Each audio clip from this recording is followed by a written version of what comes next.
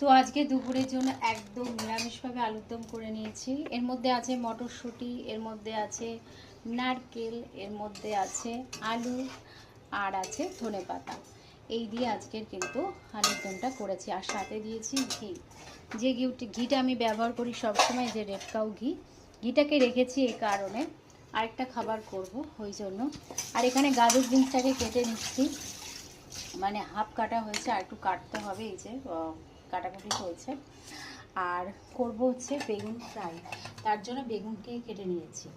কারণ এমনি সময় আমার বেগুন ফ্রাই খাওয়া হয় না, তো আজকে ভাবলাম যে না, নিরামিষ খাবো যেহেতু, তো ভাবলাম যে না, বেগুনটা ফ্রাই করি, তার সাথে খাওয়া যাবে। আর গাজর বিনসটা কেটেছি এই কারণে আজকে ফ্রাইড রাইস করবো একটু। আর কাজু কিশমিশটাকে জলের মধ্যে ভেজানো হয়নি, সেটাকে ভেজাবো। তো চলো পুরোটা কমপ্লিট করি, রান্না বান্না পুরোটা কমপ্লিট করি। আর এখানে রাখতে আসলাম আদার পেস্টটা, কারণ আদার কাজ আমার হয়ে গেছে। তো ডিপ ফ্রিজে রাখি আমি, অনেকটা আদা একদম পেস্ট করে রেখে দিই, আমার প্রায় 1 মাস হয়ে যায়। তো চলো পুরোটা কমপ্লিট করি রান্না বান্না। তো যেহেতু আমি নিরামিষ খাবো, ওই জন্য বরমশাই ডিমের অমলেটটাকে করে রাখছি, পেঁয়াজ লঙ্কা দিয়ে ডবল ডিমের অমলেটটাকে করে রাখছি এই ওভেনে। আর এখানে করেছি দেখো, স্যালাড করবো বলে শসাগুলোকে কেটে রেখেছি, লেবু কেটে রেখেছি। আর এখানে আছে হচ্ছে, হাতটাকে ভালো করে ধুয়ে নিলাম, এখানে আছে এই যে গাজর বিনস দিয়ে একদম ঘি দিয়ে দিয়েছি।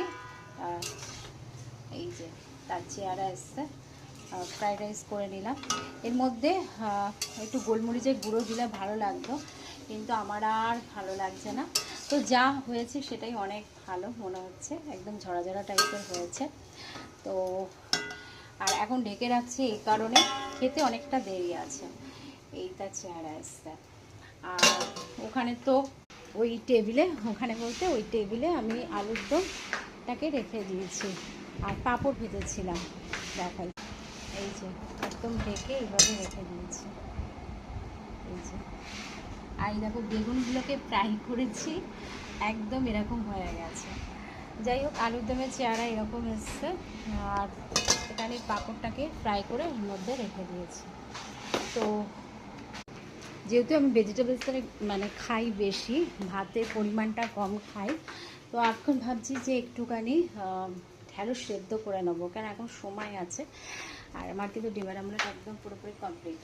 তো গ্যাসটাকে বন্ধ করে দিই। তো ওই জন্য আমি এখন ভাবছি যে না, এখানেই ভিডিওটাকে এন্ড করি, কারণ করতে তো হবেই ভিডিও।